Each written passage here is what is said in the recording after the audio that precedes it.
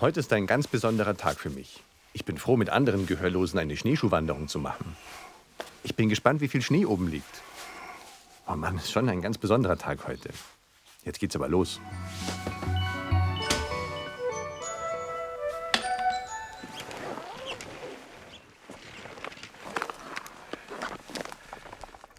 Ich heiße euch alle herzlich willkommen. Hier am Spitzingsee.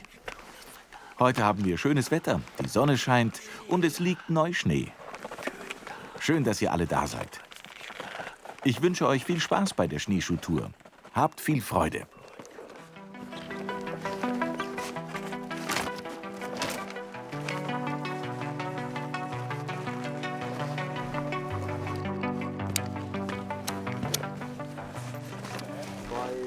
Noch ein bisschen mehr. Der Winkel hier sollte bei 90 Grad sein. Also die Stöcke noch ein bisschen höher einstellen? Ja, ein bisschen höher.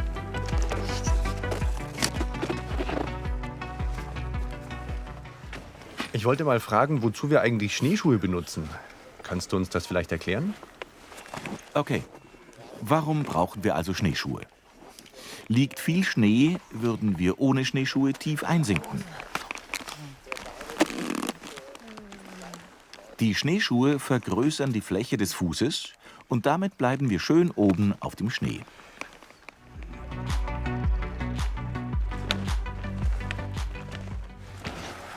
Was ist denn der Unterschied zwischen Ski- und Schneeschuhen? Was ist da anders? Okay, was ist der Unterschied zwischen Schneeschuhen und Ski? Man kommt mit Schneeschuhen den Berg genauso hinauf wie auf Ski. Das ist gleich. Oben angekommen kann man mit den Schneeschuhen aber nicht bergab fahren. Man muss laufen. Mit dem Ski hingegen kann man den Berg hinunterfahren. Das ist der Unterschied.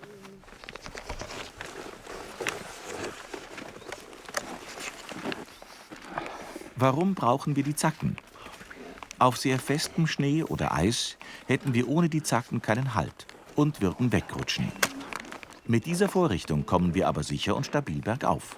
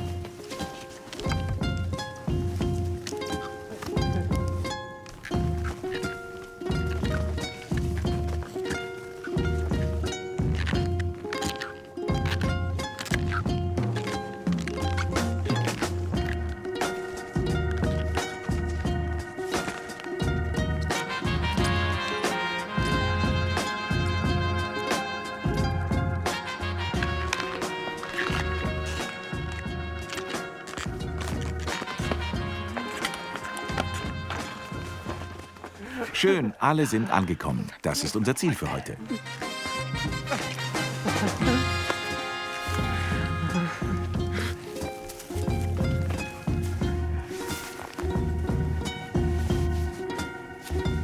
Ich bin bald im 6. Monat schwanger, ja. Es ist wichtig, auf sich zu achten und wie man sich fühlt. Ich bin gerne in Bewegung. Rumsitzen ist gar nicht meins. Mein Kreislauf ist auch gut, deshalb bin ich einfach mitgekommen. Auch als Ausgleich. Wichtig ist, dass man ruhig atmet, es entspannt angeht. Dann klappt es auch. Ist man zu nervös oder aufgeregt, kann das nach hinten losgehen. Der DAV, Region Mittelfranken, das ist auch meine Heimat. Dort bin ich auch im Vorstand. Als Ausbildungsreferent und Tourenführer. Ja, richtig schön.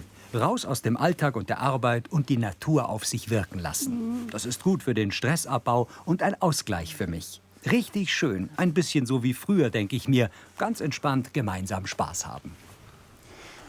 Also angenommen, es würde beim Wandern plötzlich eine Lawine abgehen. Wie könnte man Menschen bergen? Braucht man da besonderes Material oder vielleicht noch was anderes?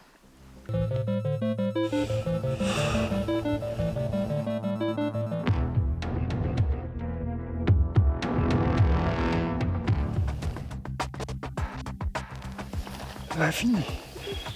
Da, schau, da ist es gewesen.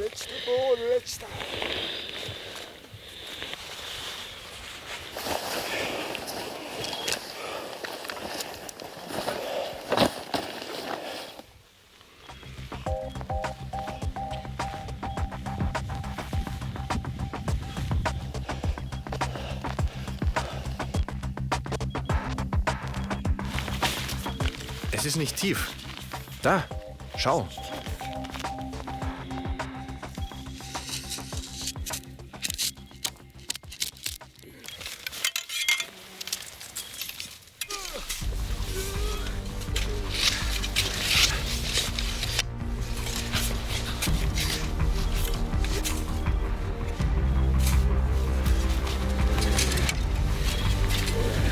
Langsam.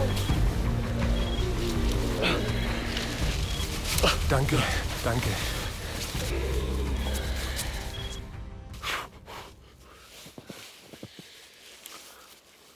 Wie habt ihr mich denn gefunden?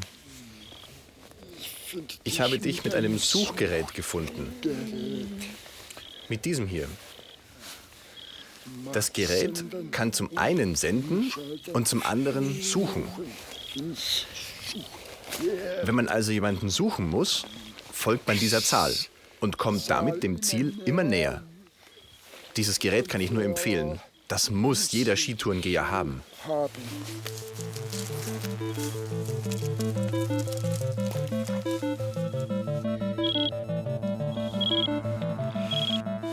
Was sollte ich denn generell für eine Tour mitnehmen? Das Wichtigste ist dieses Suchgerät, wie eben gezeigt. Ebenfalls wichtig ist dieses Teil, die sogenannte Sonde. Sie hilft bei der Suche nach Verschütteten. Man kann damit im Schnee stochern und damit feststellen, wo es tiefer oder weniger tief ist. Und so gegebenenfalls auch das Lawinenopfer finden. Die Lawinenschaufel. Ausgraben muss man natürlich schnell und kraftvoll. Aber auch mit entsprechender Vorsicht, gegebenenfalls mit den Händen. Hat man den Verschütteten entdeckt, ist es wichtig, das Gesicht freizulegen, dass derjenige Luft bekommt und atmen kann. Und so kann man ihn dann bergen. Wie lange kann man denn von der Lawine eingeschlossen überleben? Es kommt ganz darauf an.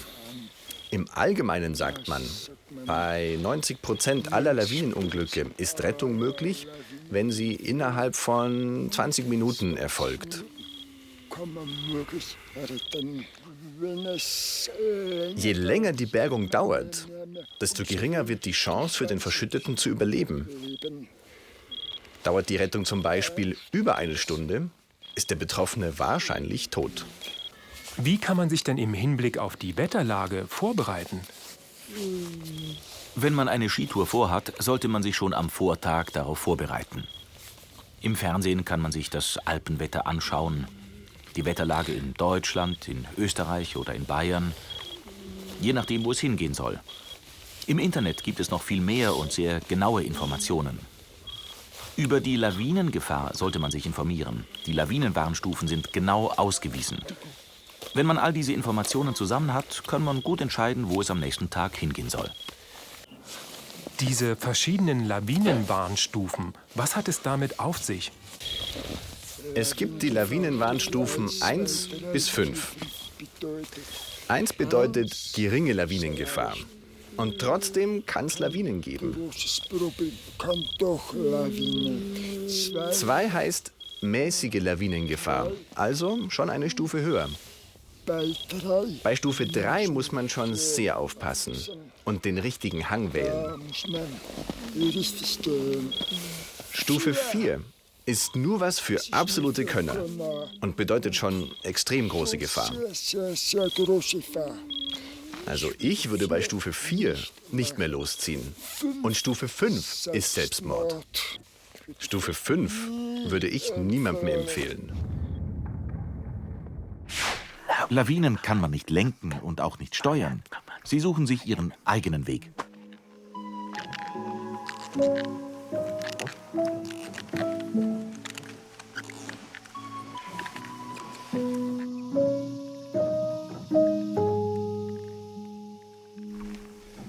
Kannst du uns zeigen, wo du hier ein Lawinenrisiko vermuten würdest?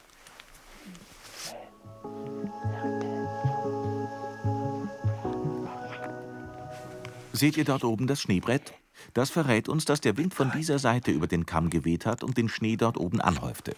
Kommt der Wind aus einer Richtung über die Bergkuppe, können diese Schneebretter entstehen. An der hinteren Bergseite ist das unproblematisch, auf der anderen bedeutet es Gefahr. Dort hinauf zu gehen würde ich wirklich nicht empfehlen. Es könnte eine Lawine abgehen.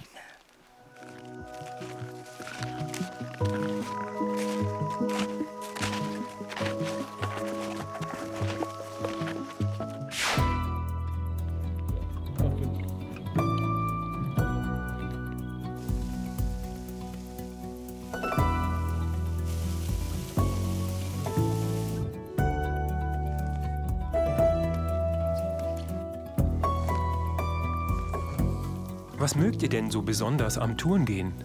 Ich mag Sportarten, bei denen man richtig schwitzt. Im Sommer liebe ich Mountainbiken. Bergauf komme ich so richtig ins Schwitzen. Dann das Glücksgefühl am Gipfel und dann kommt die Abfahrt. Übertragen auf den Winter ist es mit Skitouren genau dasselbe. Man strengt sich an bergauf, ist am Gipfel und fährt dann ab.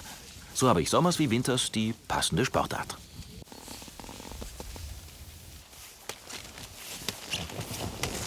Alpinskifahren im Winter fand ich langweilig. Dann hatte ich die Idee, Schneeschuhe auszuprobieren. Bergwandern war gut. Öde fand ich nur, dass ich bergab wieder laufen musste. Also auch nichts für mich. Dann Skitouren, bergauf die Anstrengung und dann die Abfahrt im Tiefschnee. Das ist fantastisch.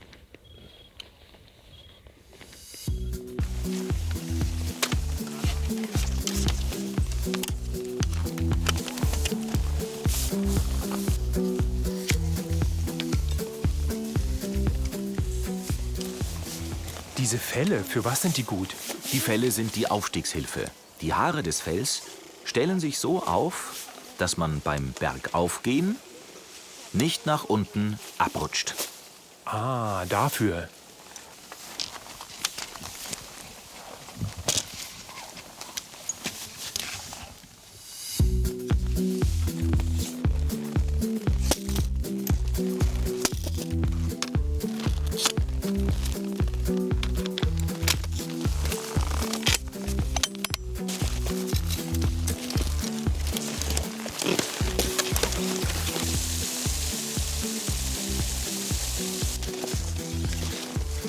Bevor es richtig losgeht, wird noch kontrolliert, dass auch alle Geräte eingeschaltet sind und ein Signal senden.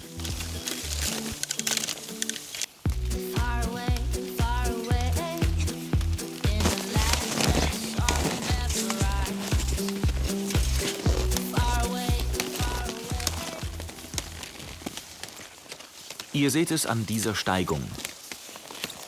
Die Bindung lässt sich an der Ferse 3 Stufen in der Höhe verstellen. Je steiler die Steigung, desto höher die Einstellung, sodass man mit weniger Kraftaufwand nach oben kommt.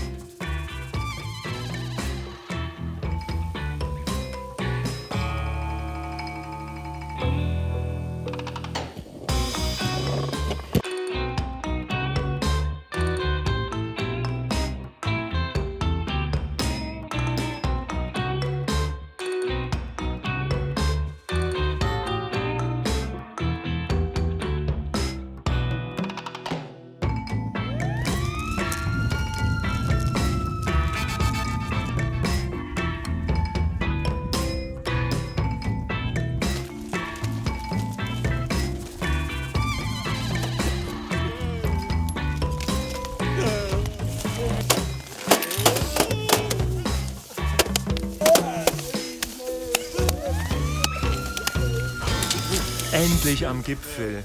Hey, wie fühlst du dich? Ich habe mich ganz schön nach oben gekämpft, immer mit Blick zum Gipfel. Nun sind wir am Ziel und haben uns die Pause in der Wirtschaft wirklich verdient. Die ganze Zeit habe ich ständig an das Gipfelkreuz gedacht und immer danach geschaut. Bin völlig erschöpft weitergelaufen und kam dem Ziel immer näher, auch dank meiner GPS-Uhr. Und dann endlich, hurra, sind wir am Gipfelkreuz angekommen. Ich bin über 60 Jahre alt und freue mich jedes Mal, wenn ich den Gipfel geschafft habe. Aufgeben kommt nicht in Frage. 1, 2, 3,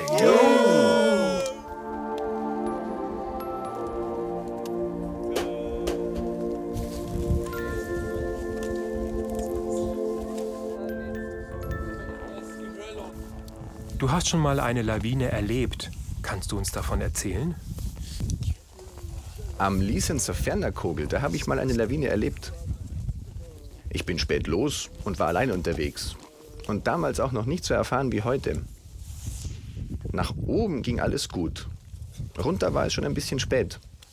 Ich bin gemütlich abgefahren, als sich plötzlich unter mir ein gewaltiges Schneebrett gelöst hat.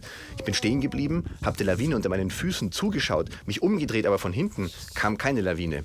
Ich war so schockiert und war ja ganz allein. Niemand, keine Hilfe, keine Rettung, weit und breit.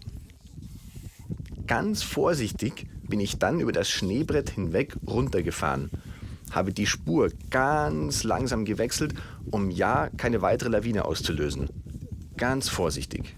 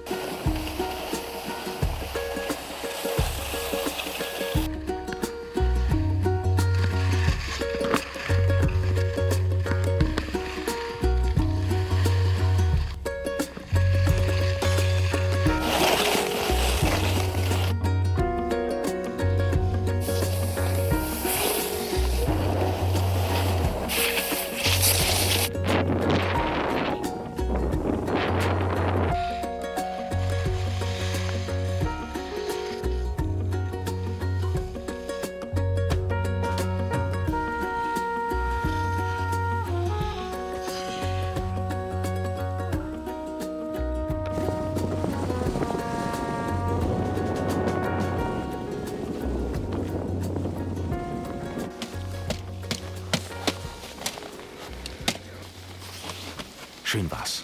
Der Aufstieg, oben die Sonne, die Geselligkeit. Dann hat es langsam zugezogen, es ist merklich kälter geworden. Und bei der Abfahrt hat der Fahrtwind für Tränen in den Augen gesorgt. War schön. War ein schöner Tag. Für mich wichtig, Sonne, Schnee, fantastisch. Super, ja. Die Abfahrt, der Schnee, alles top. Was soll ich noch sagen? Diese tolle Abfahrt, man gleitet so dahin. Diese Natur, einfach traumhaft.